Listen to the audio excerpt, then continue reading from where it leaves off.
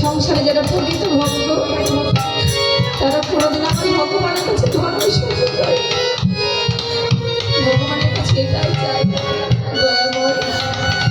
জগতের সংসারে যতবার আসিয়ারা যাই না কেন সদাই যেন কৃষ্ণ নাম গাইতে পারি আর তোমার ভক্তির সঙ্গে হরি হরি মা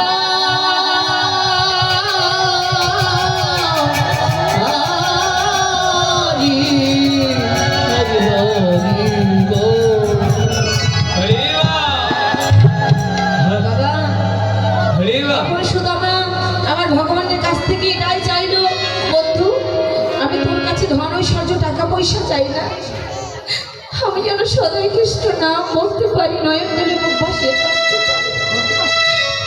আমার ভগবান ওই সুদামাকে বক্ষে জড়িয়ে ধরে বলছে বন্ধু এই জগতের সংসারে যে জন্য তোর মতো করে ভালোবাসি সেই ভক্তকে কখনো আমি দূরে রাখতে পারি না বন্ধু আমি সেই ভক্তের দাস হয়ে যাই বাবা, এই জগৎ সংসারে যে জন আমার ভগবানকে ভালোবাসি তার কাঁদতে কাঁদতে জন্ম যাইব।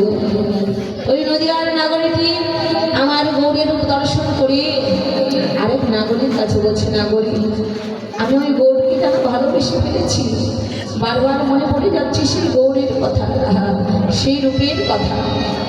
বাবা যখন এমন করে বলছে যে নাগরী আমি যে মানুষটিকে দর্শন করেছিলাম আমার মনে হয় সেই মানুষটি এই জগতের মানুষের সঙ্গে তুলনা করা যায় না। আমার মনে হয় ওই মানুষটি যেন সোনা দিয়ে গঠিত করা। আমার বৈষ্ণব গীতকর্তা বলল, নাগরী তুমি কার সঙ্গে সোনার তুলনা করছো? কেননা এই জগতের সোনার মধ্যে খাত আছে, কিন্তু আমার গৌর সোনার মধ্যে কোনো খাত নেই। আমার গৌর সোনা হচ্ছে কাঁচা সোনা, যে সোনার মধ্যে কোনো খাত নেই। নাগরী বলো, আচ্ছা এই জগতের সোনা সোহাগা মিশ্রিত করে আগুনে তাপ দিলে ওই সোনা গলে যায়, তাহলে কি আমার গৌর সোনা গলে না? হ্যাঁ বলে তো, যে জন্য গলাতে পারি তার কাছে আমার গৌর সোনা গলে যায়। বলে কি করে গলে যায়? বলে কি করে গলে যায় জানো? যে জনে জীবনে যাই বলে দেহ